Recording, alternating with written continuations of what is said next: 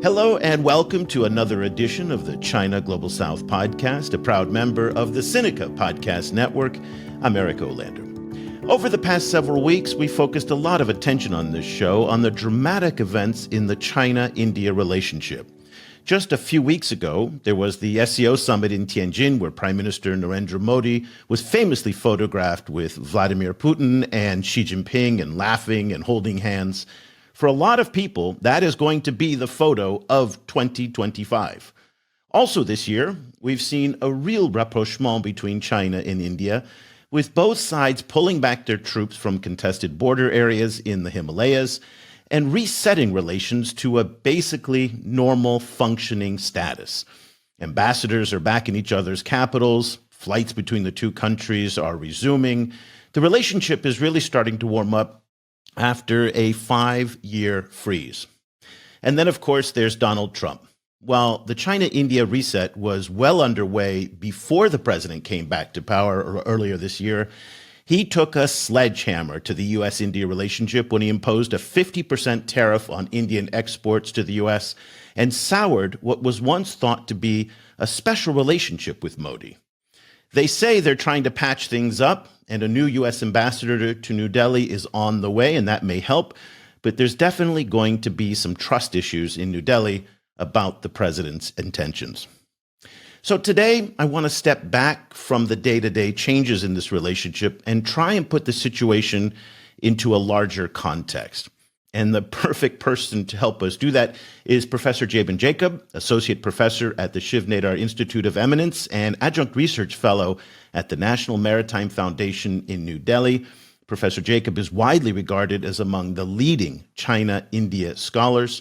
And together with Constantino Xavier from the Center for Social and Economic Progress, he edited a fascinating report on how China engages South Asia that features insights from a number of prominent South Asian scholars from across the region.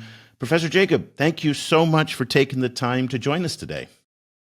Thank you for having me. It's a pleasure. It's really wonderful to have you. And again, to step back from the day-to-day, I want to dive into the report that you did with Constantino.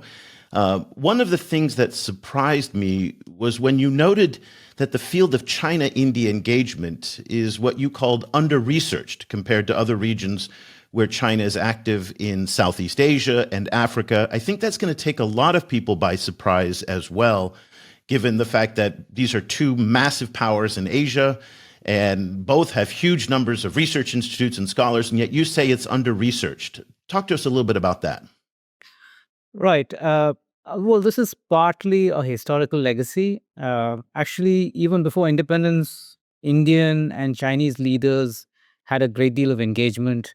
Rabindranath Tagore, our first Nobel laureate for literature, actually went to China in the mid-1910s, and his reception there was actually quite mixed. He was already talking about going beyond nationalism, but Chinese nationalists actually were quite skeptical of his vision for Asia. So there's a great deal of opposition. But Tagore actually came back to India and, with his Nobel Peace Prize money, he actually set up a university in which actually had the first dedicated center for study of Chinese language, literature, and culture, China Bhavana. So, this center came into existence before independence. So, in one sense, we've actually had a long engagement with China, but it's largely been in the literature, cultural sphere. Subsequently, after independence and after the communist takeover in China in 1949, we again, our first Prime Minister, Jawaharlal Nehru, had this vision of Asia in which the two big countries, China and India, would work together, stand separately from what he already saw was, the rise of global Cold War politics. But many of his hopes were belied. He sort of, I think, was too hopeful, whereas the Chinese communists under Mao Zedong was, had a very, very realist prism. You talked about the countries being neighbors, but we are fairly recent neighbors. We've always had Tibet in between. So when the Chinese took over Tibet in 1950, that's when I think the attitudes in India began to change. But it not changed sufficiently. I think Prime Minister Nehru still held out hope that India and China could work together. So in 54, we very quickly signed an agreement with the Chinese where we pulled back Indian presence in Tibet. We used to man the telegraph posts, banks. We even had troops there. All of that came back, and we accepted, Tibet as part of China. Subsequently, of course, the Dalai Lama fled Tibet, came to India. We had to give him refuge, and that was seen as a hostile act by Mao. And 62, we had the first war. And subsequently, what has happened is, this was seen as a betrayal of Nehru and a failure of Nehru's foreign policy with respect to China.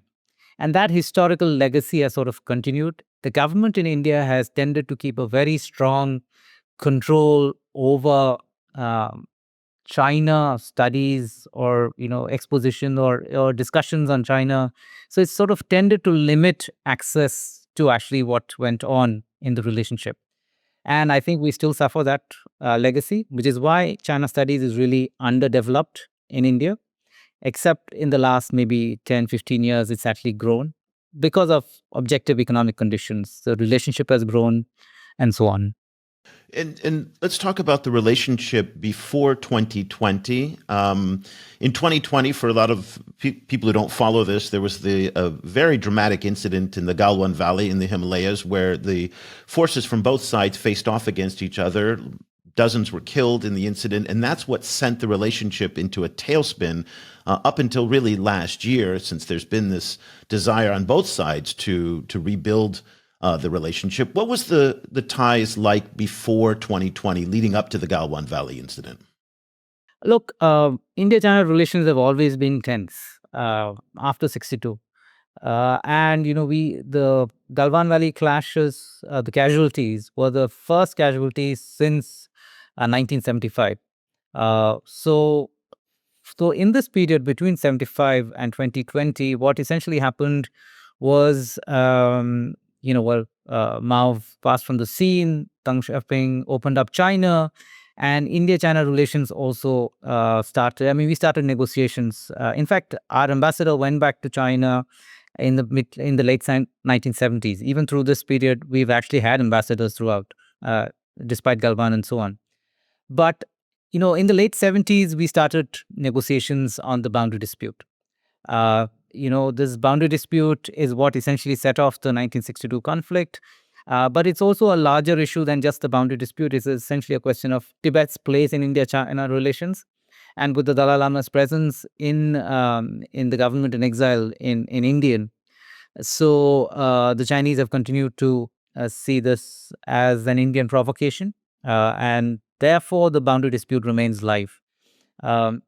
So after negotiations started in the 80s, we've had the big groundbreaking visit was of Nehru's grandson, Rajiv Gandhi, was then Prime Minister, visiting China in 1988.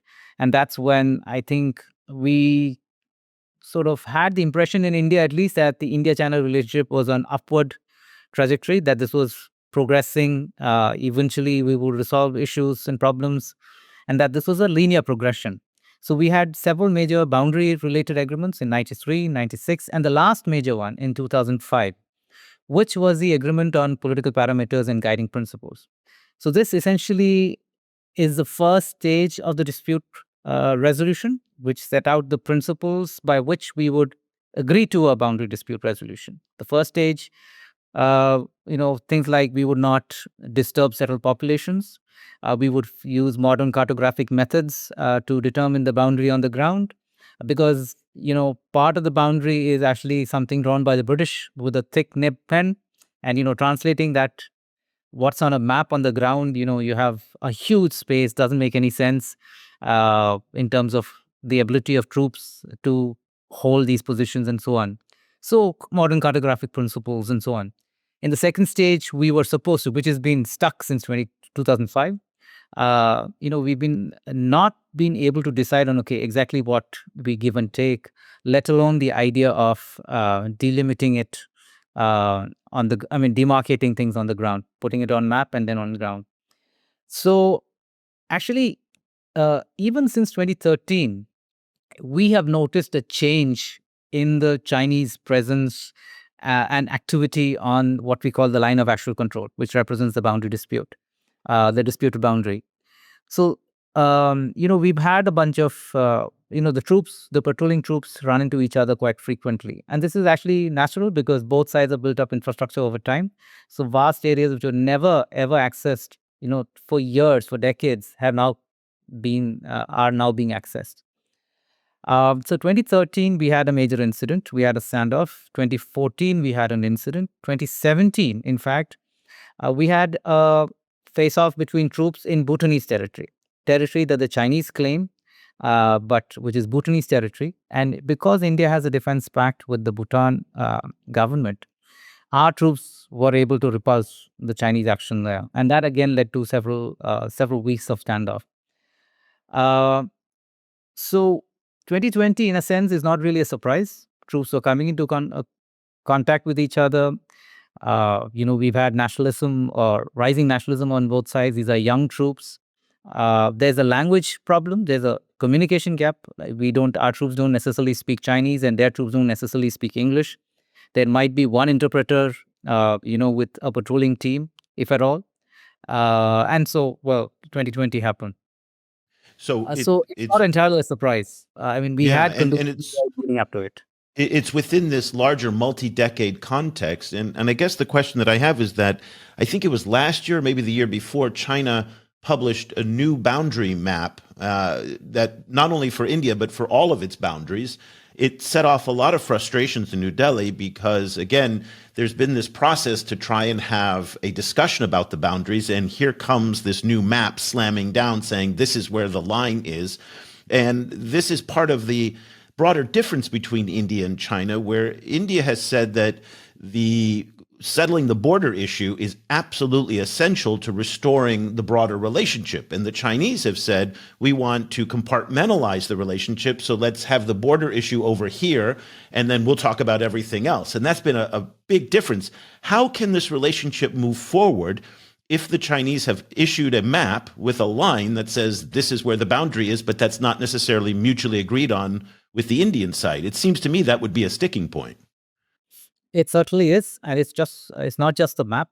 The Chinese have over time, over the last several years, I think since 2017 at least, issued a set of place name changes for territory that they claim in India, which is in India's eastern sector, the state of Arunachal Pradesh. They claim it almost entirely, and they've been, putting out from the Ministry of, I think it's I forget which ministry now, but they have been putting out this list of names, over 50 names now, as on date, for places inside Arunachal Pradesh with Tibetan names, standardized Tibetan and Chinese names. So, it's not just the maps, but it's also this practice, which, we call lawfare, of way of sort of legalizing or putting it on paper their claims. So yes, this is a sticking point, but our response has been this does not materially change the situation on the ground. Now that's one response, but I will also argue that given China's extensive media resources, propaganda abilities, what this does in effect is to sort of normalize a map of China, which Vietnam or the Philippines or India will object to, but which will fly on the Latin American continent, or on the African continent, which countries don't really have a stake in this dispute. So I think in many ways China is also sort of winning a narrative battle here, and I think that is really a concern which has not really been addressed, I think, in India. But so where do we go from here? Well, the latest meeting between Prime Minister Modi and President Xi, I think before that meeting, the two special representatives on the boundary dispute met, Wang Yi on the Chinese side and Mr. Ajit Doval, who's the National Security Advisor on the Indian side. And essentially, what we've agreed to is to resume talks and to confirm that the disengagement process since 2020, the disengagement of troops is complete. Essentially, there were three steps that are required. Disengagement, which is troops pull away from contact with each other. And there were 5 or 6 disputed points that arose from the Chinese transgressions in 2020. So that process has been completed according to the government. But troops still remain in place. I mean, we haven't completed the de-escalation process and the de-induction of troops. So there are about 50,000 troops on both sides of the On both LAC. sides. So we have about 100,000 soldiers up in along the line of Yes. actual control still Yeah, today. till today. And these are high altitude areas. And they sort of dug in a sense. I think these are now, it's very, very unlikely that these troops will move from the areas. I think we are in for the long haul. So, I mean, I think that's also reality. In a sense, that reflects the fact that there is no trust yet between the two sides. We are talking about talking. So, in this latest set of meetings, it appears that we are now going to talk about delimitation, What which does is that mean? Help explain delimitation? so delimitation essentially is like the second stage, supposed to be, well, it's supposed to be another stage in the boundary dispute resolution, in which the two sides are supposed to agree what is it that they will actually give and take on the basis of the political parameters and guiding principles, put it on a map, and then in the final stage demarcate it on the ground. But the Chinese, different versions of this agreement on the Chinese side translated this as delimitation and demarcation, both. The official statements finally sort of settled on delimitation, but my concern is that the Chinese are usually very careful with words. And so the very casualness with which this has been mistranslated into English, I think sort of gives us a idea that maybe they're not serious about this. And in any case, both sides have only said that they are going to talk about delimitation or explore delimitation. So it's not really that that process is going to start anytime soon. So it's sort of kicking the can down the road, as it were. Well, help me understand, because Chinese ambassador to New Delhi, Xu Feihong, a couple of weeks ago said that, and when he was talking to the Indian press, he said that there's reached a level of consensus. Now, I don't really quite know. And again, as you point out, the Chinese are very, very strategic and careful in the language that they use. So that word consensus, I think, was very intentional. What does that mean to you, given the difficulties that they've had in reaching some type of agreement and being able to communicate over these issues? What does consensus mean in this context that you think the ambassador was talking about? Look, I think the Chinese have been very free with the word, with the use of the word consensus. We have never used that expression, and they've put in 5-point, 6-point, 10-point consensus.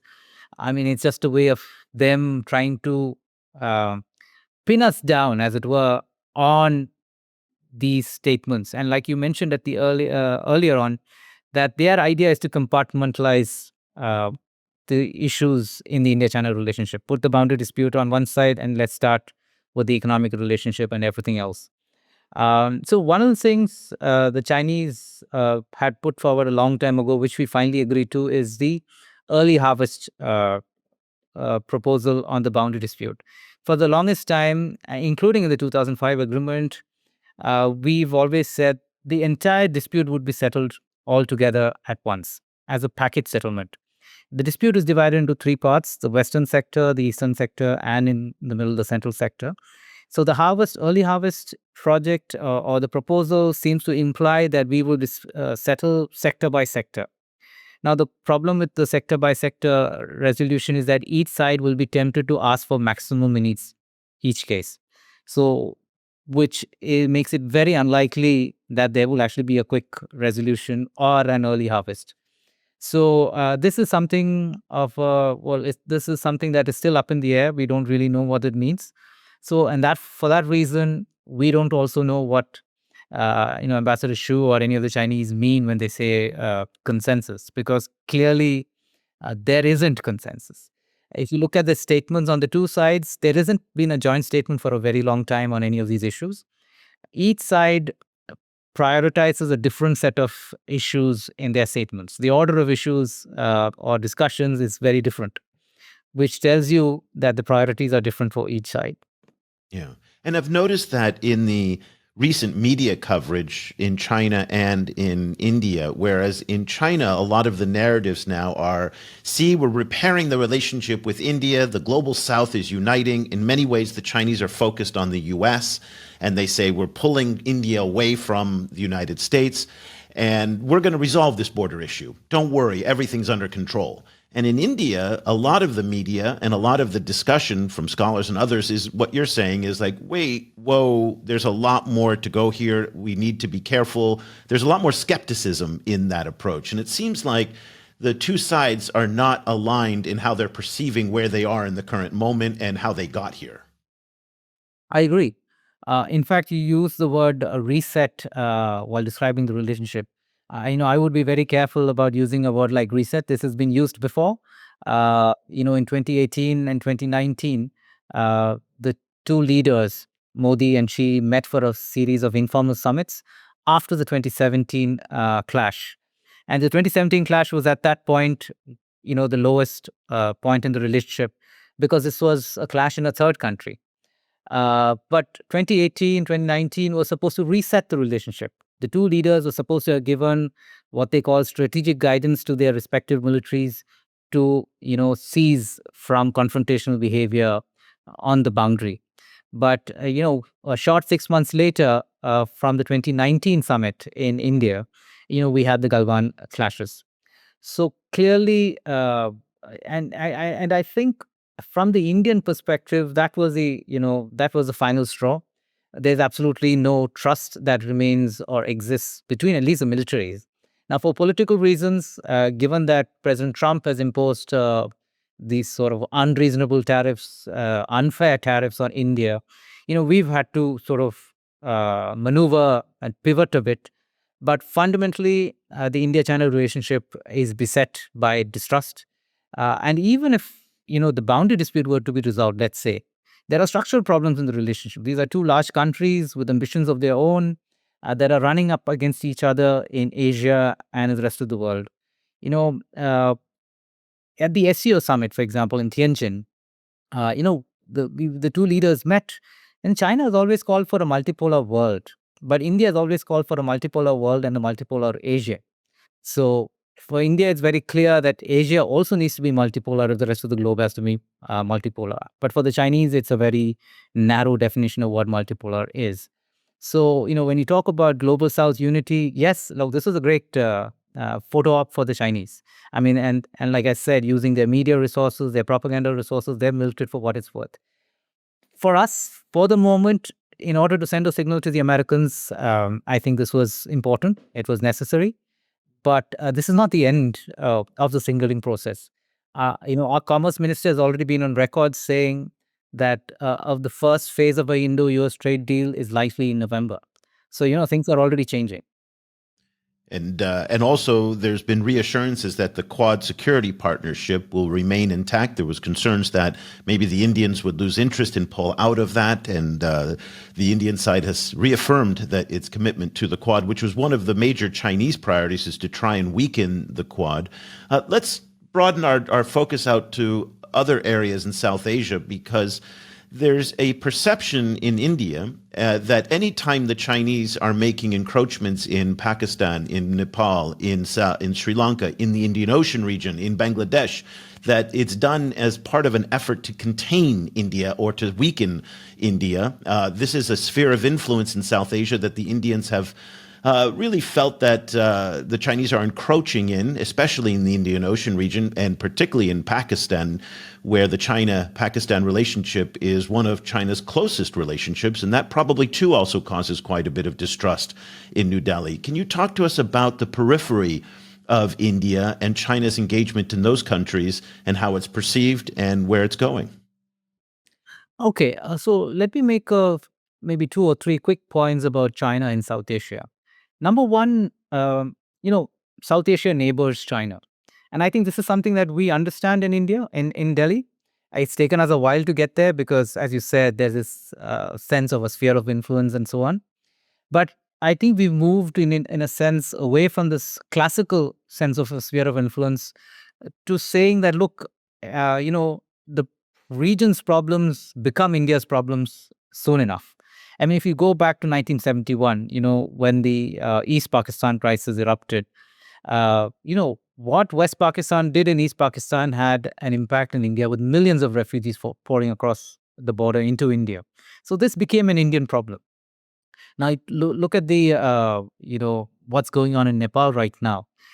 There are immediate consequences, for India because we have an open border with Nepal. So, in a sense, because India is central, unlike in other regions where there can be contenders for dominant power status, India in South Asia sort of connects every other country, and each of these countries borders India, and therefore it becomes our problem. So that's one concern we have with respect to what China is doing. But China is also filling a gap, and I think we have to acknowledge that. In terms of infrastructure development and in terms of provision of tech, where even if it is low tech, and so on and so forth, services. So in that sense, this has also been a wake up call for India that, if we don't get our act together, if we don't improve our implementation, then somebody else, China, the European Union, the United States, is going to come in and do what needs to be done. So in that sense, China's presence in South Asia has helped up India's game, right? India has become much more respectful, much more considerate of its neighbors, and I think in that way, it's a good thing. But three, I think China has also begun to intervene in domestic politics in these countries much more confidently. We saw the Chinese ambassador in Nepal trying to mediate between factions of the Communist Party of Nepal. We saw, or we see in Pakistan, with the China-Pakistan Economic Corridor, they also have a joint coordination committee in which the Chinese now engage with Pakistani provincial chief ministers and officials. So in a way, the Chinese are sort of ensuring that they are not reliant only on a small political and military elite, but they are reaching out to other sections, communities, down to the popular level in order to solidify and strengthen its presence. It's a risky strategy, and it's something that you would not imagine an authoritarian country like China doing. But the Chinese, in this sense, are extremely nimble, extremely focused in ensuring, and they have the capacities for it. We talked earlier about the lack of capacity on China and India, but the Chinese capacity and understanding of different parts of the world, their study of foreign languages, etc., is extraordinary. Whereas in developed countries like the United States, Australia, they are actually losing language capacity and interest in global politics. China is going the other way around. Yeah. How much of what we see is because both of these countries in the 1970s were at a very similar level of development? China has clearly advanced significantly, in many ways much faster than India. When you go to, Chongqing or Shanghai or Beijing, these are some of the most modern, advanced cities in the world. China is now the second largest economy in the world. And the mood in some Chinese nationalist corners, you talked about nationalism rising, is that, well, India's just jealous of us. India did not advance the same way. India is still as poor as they were back in the day. We have now modernized. We have become more civilized, if you will. How much of that perception gap that exists between the two countries in terms of their development trajectories impacts the way they see each other? Look, I agree. There's a great deal of dictator envy in India. But this is actually an elite preoccupation in India. Like everywhere else, I think once you reach a certain level of well-being, so also in India, everybody just wants to keep that going. But India, China, these are still extremely unequal societies. And one thing that Indians don't realize with respect to China's economic growth is that it's not the glass and chrome that they see in Beijing, Shanghai, or Chongqing, as you mentioned, but there's a lot else that's happening in the countrysides. There's a great deal of inequality. And China's growth, I mean, I think China's own economists admit this, that if you grew at 10%, for several decades, you got to discount 3 or 4% given the environmental costs, the health costs, and so on. And they've paid a very high price in China for that growth. Exactly. I mean, I think a whole generation spent their lives on 18-hour work shifts. So, and I think there are advantages to the India model. It might not look like it. We certainly have poor infrastructure, and we still have a lot to get our to do to get our act together. But man does not live by bread alone. So I think the Chinese model is one of trying to sell the success stories while covering up the weaknesses, the fault lines, the problems. Whereas the Indian model is out in the open. What you see is exactly what the situation is. Not This does not mean that we can't do better. Like I said, China's presence in South Asia has in many ways been a wake up call for India. There is better and greater demand for services, better quality infrastructure, not just from the elites, but also from ordinary people. So, we have our way. It might not look the most elegant or the most efficient way, but it is our way. And I think the more people understand India or more people understand China, the better they will appreciate the advantages of the Indian model. I mean, even the Pakistanis, it's a very tight relationship, iron brother relationship the Chinese and the Pakistanis have had for a very long time. But that was a relationship at the elite level. Ordinary Pakistanis today have much more concerns about the Chinese model, China's FTA with Pakistan, the China-Pakistan economic corridor.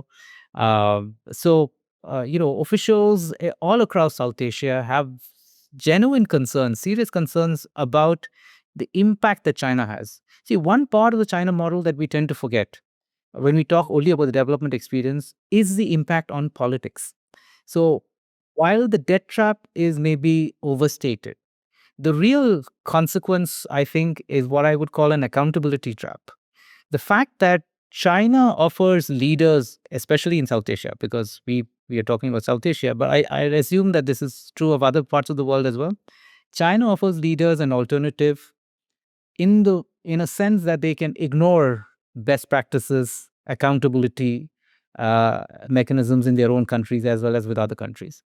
So, in a sense, engagement with China encourages bad behavior. And we saw that happening in Sri Lanka with the Rajapaksas, where, they just assumed that China had their back. And eventually the Chinese didn't.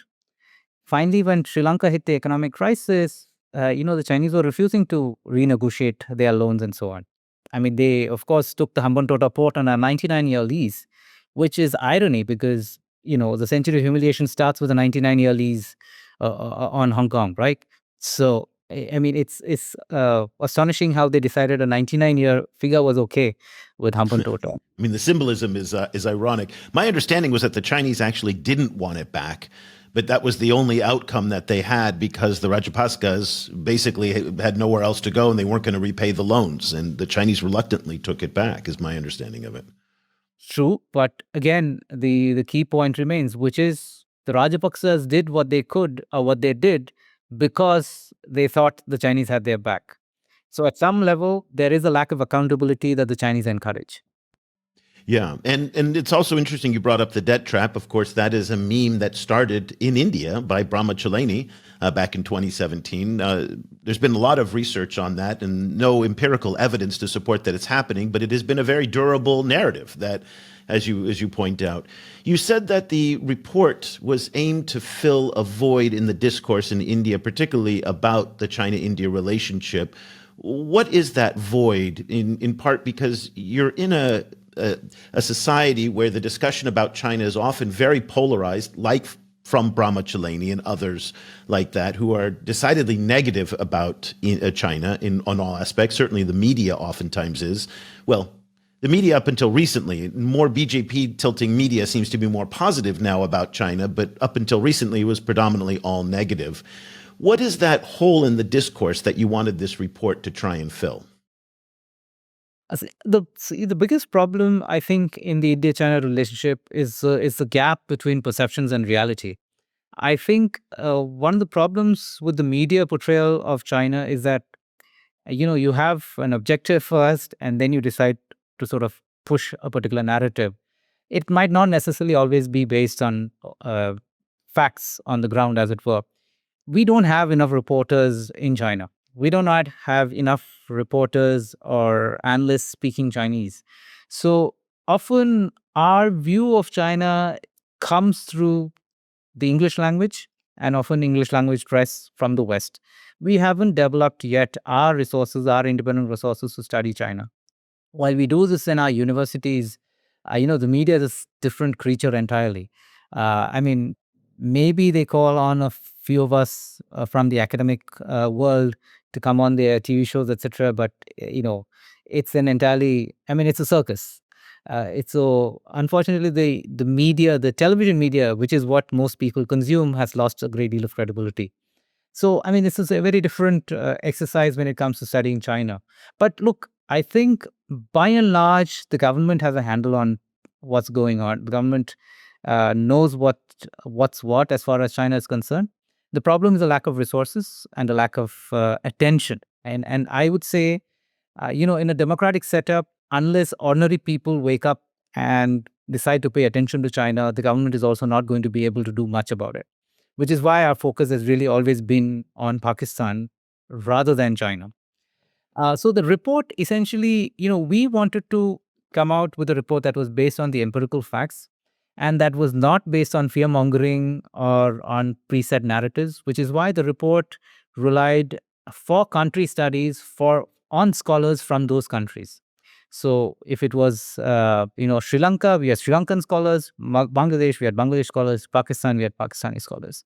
So we thought that we needed to hear what they themselves were saying. And, the evidence is very clear. It's not all smooth sailing for the Chinese.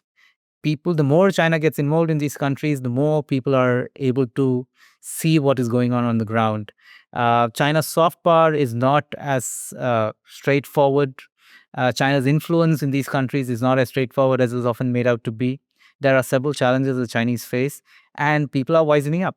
Now there are capacities even in China, India's neighbors, smaller countries in South Asia, on China. And paradoxically, a lot of that capacity is being built up because the Chinese themselves sponsor these students and scholars and fellowships and scholarships to China. So there is expertise building up in these countries, which we decided to tap for the report. The report is How China Engages South Asia in the Open and Behind the Scenes. I think it's absolutely essential reading because the way that it's laid out, as Professor Jacob said, it's a complex story. It's not binary. It's not that China's good or China's bad.